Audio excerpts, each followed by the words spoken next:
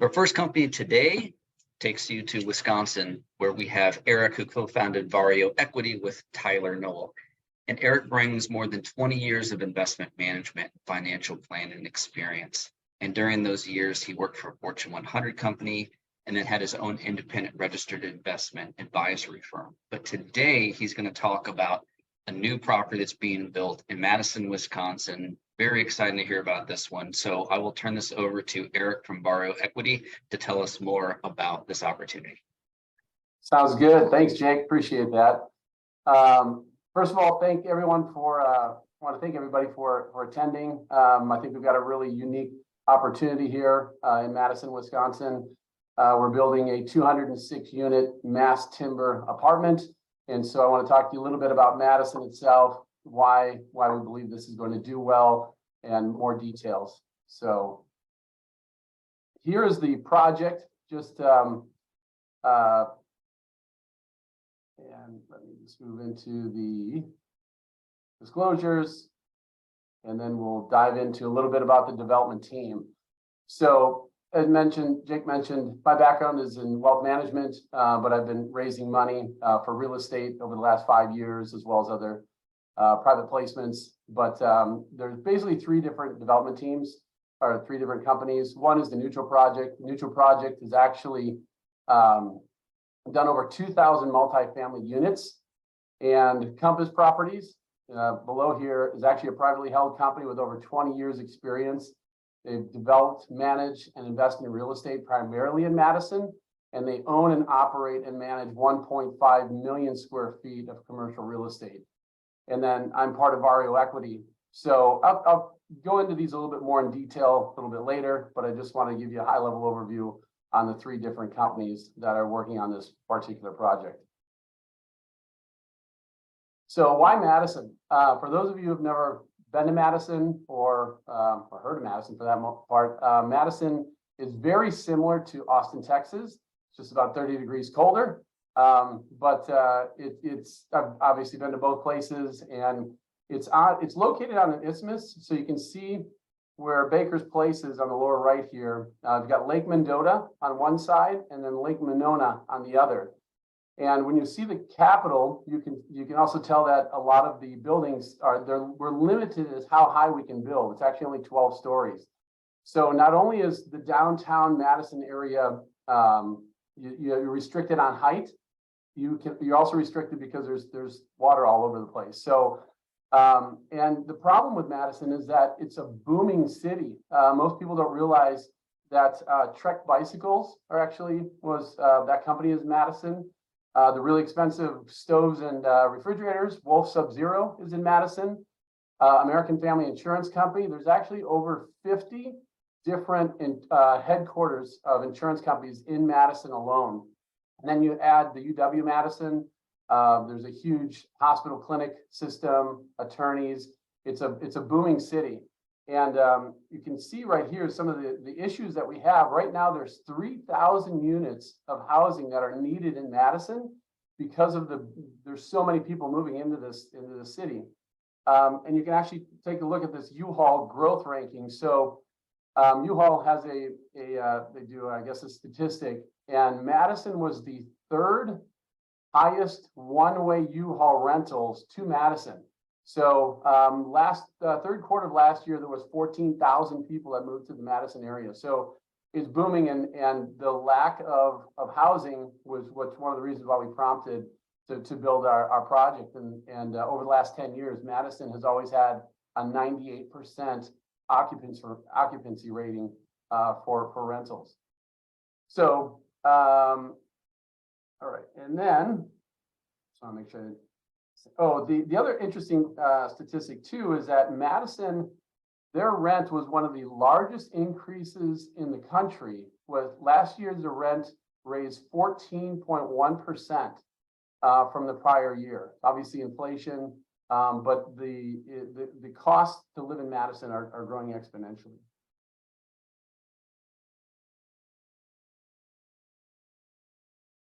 So our project. So obviously we know that there's an issue. There's lots of people moving into town. So we wanted to build a very unique building. And so the Neutral project, they have spent the last 2.5 years putting together all the board meetings, the associations, getting everything approved. It's a long process to do so. And fortunately, last December, we finally closed on the construction. But where I was going with this is that this project is going to be a mass timber. And so for those of you who've never seen a mass timber, they're just a different type of building. It's beautiful for one. I'll show you some pictures. There's a building that's down in Milwaukee, which is about 90 miles from Madison. And it's also a timber structure. And I'll show you some pictures and you can actually see how much wood. It's really, really pretty. And it just gives you this whole feeling. It wanted to have some type of an iconic building. So when you think of Baker's Place, you know, oh, that's the place with the timber structure, and it just looks completely different than just an ordinary structure. So where we're building this is 1 mile from the Capitol, and this is primarily where all the new apartments are going up. And there's different amenities: AmFam, American Family, Google. There's Sylvie, which is a 5,000 capacity theater.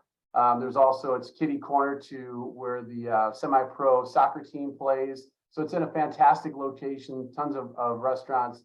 Another interesting thing is Epic. They do medical records for Mayo Clinic, Cleveland Clinic. It's a huge company, and they have about 20,000 employees. They are hiring 2,500 people just in the next 12 months alone.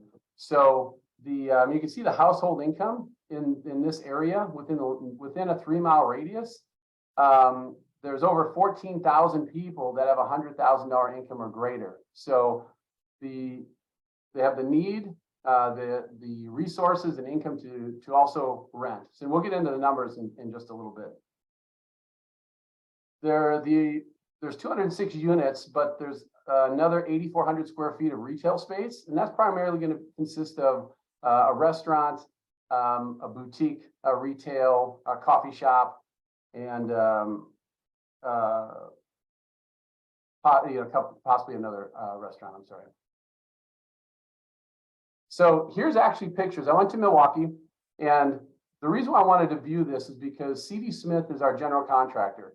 C.D. Smith is building our building, and they built this building as well. And you can see how much wood is showing in this compared to any other apartment building. So when I pulled up, this is actually a 26 story building. It's the largest mass timber building in the world. You can actually see, as you can see in these pictures on the ceiling, all the wood. So when I drove up, you could actually see all the wood in every single every single layer, every single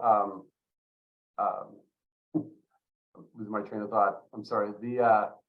Every level. Sorry about that. So anyway, I wanted to share that with you because we do have the same builder, same concept, but it's neat to actually be able to see what we're going to be building here in the next 2 years.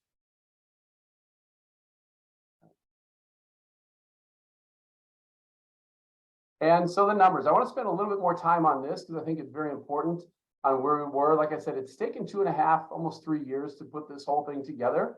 And since then, we've actually raised just under $25 million, and we just have $5 million to go, which we think will be taken up very quickly, especially when you see some of the information.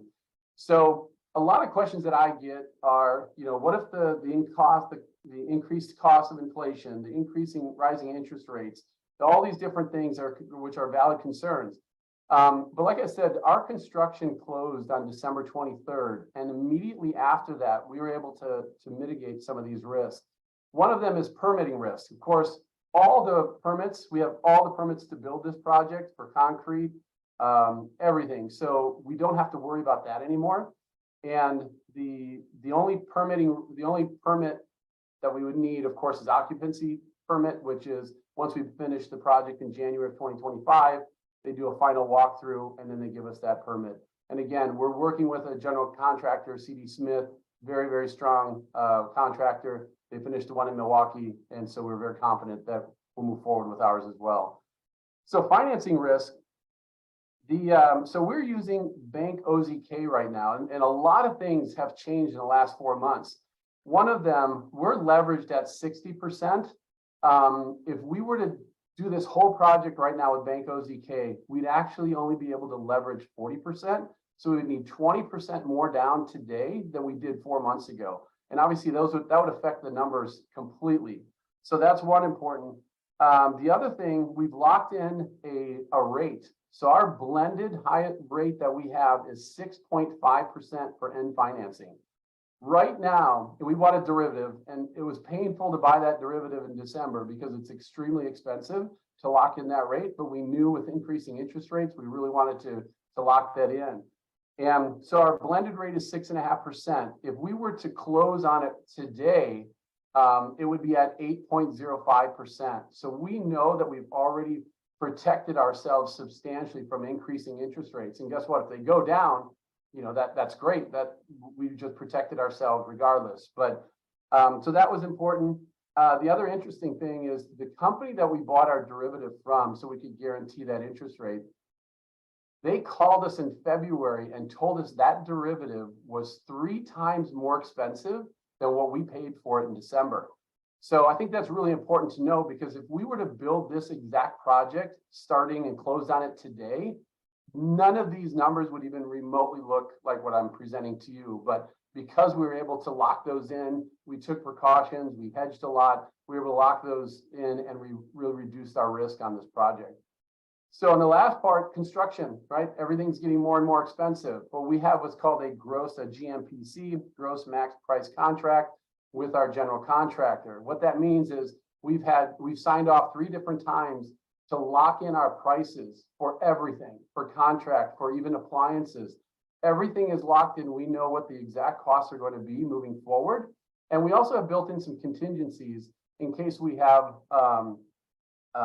some change orders, which obviously happen in build. So we're very dialed into this, and that's why we feel very comfortable with the numbers that we're showing, is because of these reduced risks. And it's really a great opportunity to invest. If you think of it, the $24 million that we had raised prior to January, all of these risks were associated with that raise, and now we've gotten rid of them or mitigated them. So we're very excited to share that. And then one other thing, which I think is very important, there's a building just down the street that a little bit closer to the Capitol. It's a 240 unit apartment building. They're charging $3.35 per square foot per month. That means 1,000 square foot apartment building would be about $3,300 a month.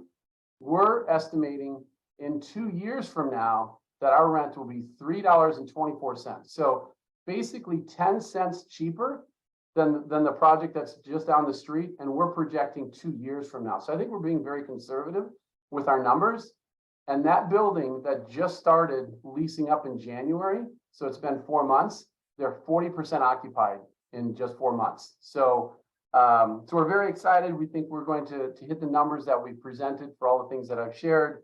And one more note, the development team.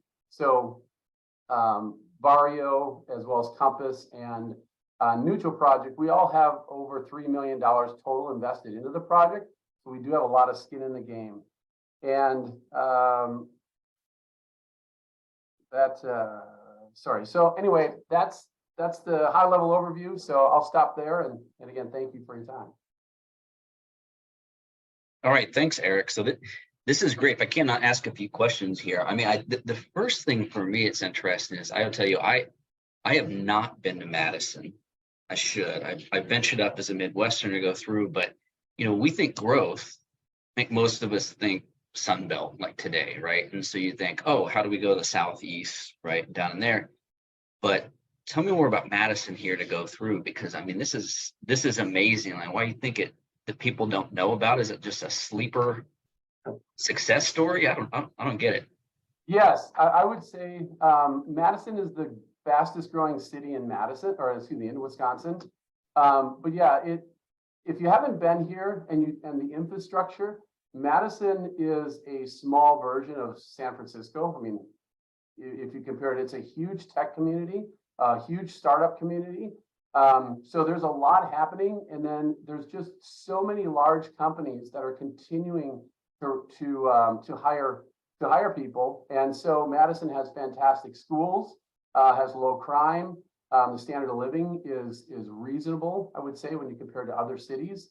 So I think putting all that together is why it seems so much growth.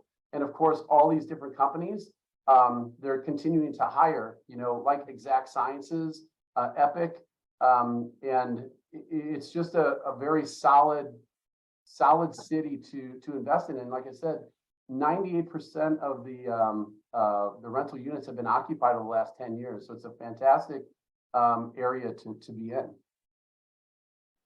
It's amazing. So the lot that it's in, it's not an empty lot. There was something there before, correct? Yes. Yep. I'm sorry I didn't mention that. So it was an old bakery. I forget how many 50, 60 years ago. And so we're keeping the front of it. That's why it's called Baker's Place. We're keeping the front of it because it's a very old style brick building. It's really pretty. And so, and then majority of the behind the building, there was a lot of parking lot, but we also got rid of some a building in the back, and we've already started digging the hole. So I checked with our team. We're going to have timber will be delivered towards the end of the summer, but all concrete and foundation work will be done by right around the end of July, early August. Gotcha. So that's I take it then that's the derivative of the name, right? The Baker's Place is calling back to that bakery. Yeah, so on the main drive, which is East Washington, that leads actually directly to the Capitol, about just down 1 mile. So that's the part we're leaving. So it's very, old school, I guess. Instead of putting up a brand new real, building, it's going to keep the architect of the old building, and then it'll be built behind it. So it's kind of cool. Okay. All right. So this thing too, I think, if I get the definitions right, there's a timber frame construction, but mass timber is a very different thing. So maybe more like what that means to be mass timber, like what it looks like. Yeah. So in those pictures I was mentioning, because obviously I saw pictures, but I actually got to see it firsthand going to Milwaukee. And so what they'll do is that it has the same it has a lot of fire resistance. I mean, there's a lot of coating, of course, that goes into these buildings, but they're extremely durable. And but more importantly, they're very, very unique. When you go down to Milwaukee and you see that building, there's no other apartment building that looks like it. And that's what we really wanted to focus on. And at the same time, that's why I wanted to bring up the price of a conventional apartment building that's just being built down the street, 240 units. They're charging $3.35 per square foot.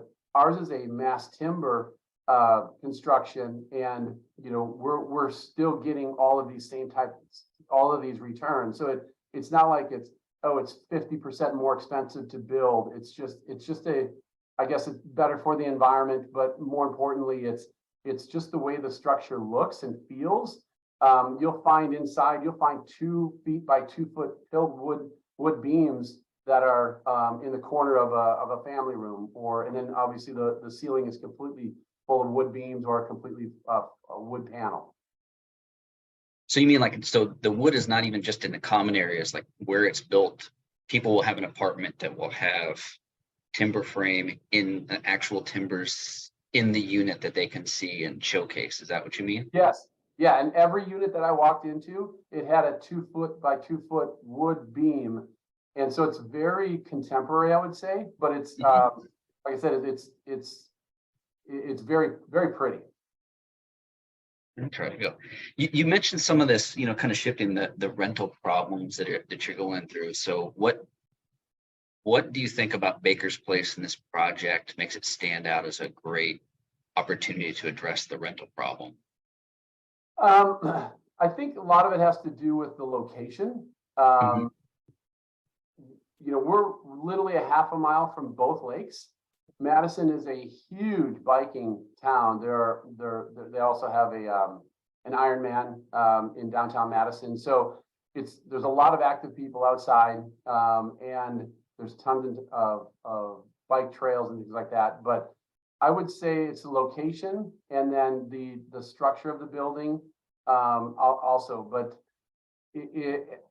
I would say those are probably the 2 main drivers of why let me just say of the uniqueness, I would say. Okay.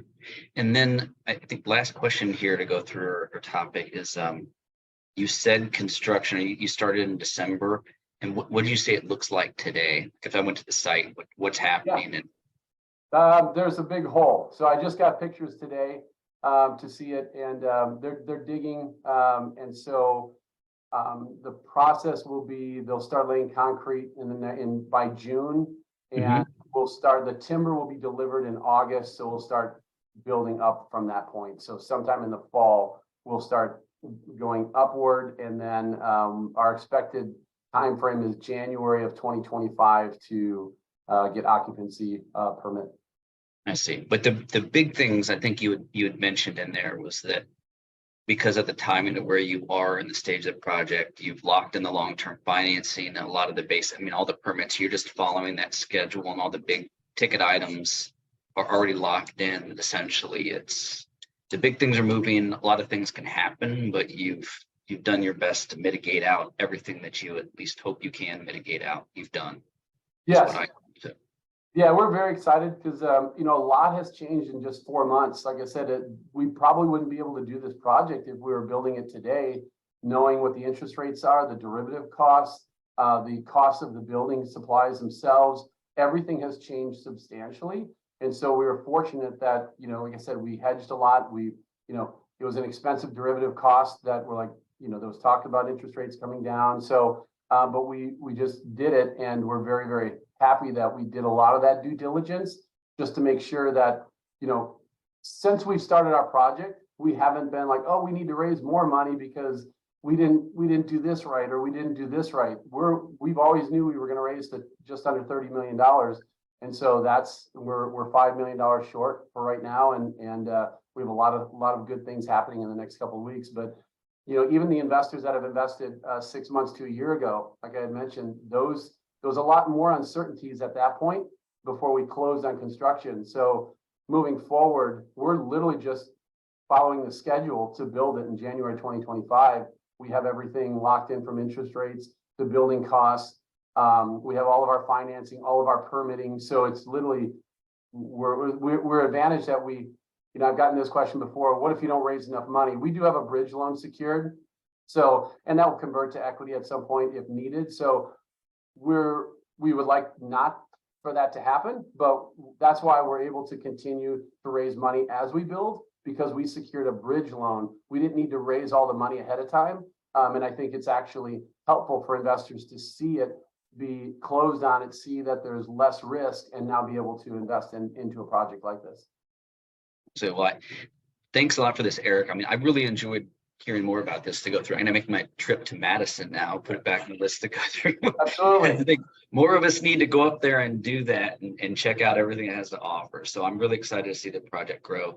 We're reaching our time here to end and need to switch to our other company. But if anybody wants to reach out to Eric at Vario, there's some contact information he had on his last slide, but we're also going to put it in the chat, and there'll be the poll you can do on your screen. You're also going to get an email after this too that have the contact information for Eric and Vario if you want to do some more there.